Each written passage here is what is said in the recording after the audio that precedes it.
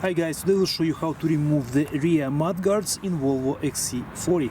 You will see a couple of bolts there and the clip, and in order not to remove the wheel, we'll actually use this Vera set, which has the Torx bit, and it's small enough in order for us to reach all the necessary bolts, again without removing the rear wheel.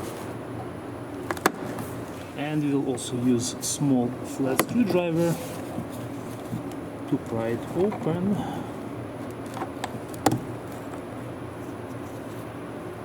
Again, you have to press first in the middle and then pry it open. And now we can remove the two bolts here.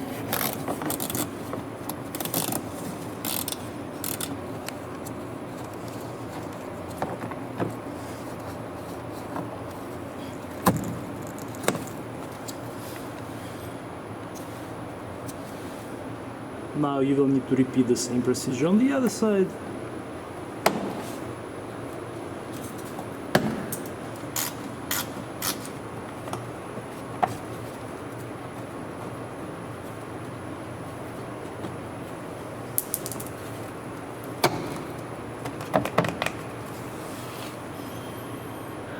The mud flaps go back on.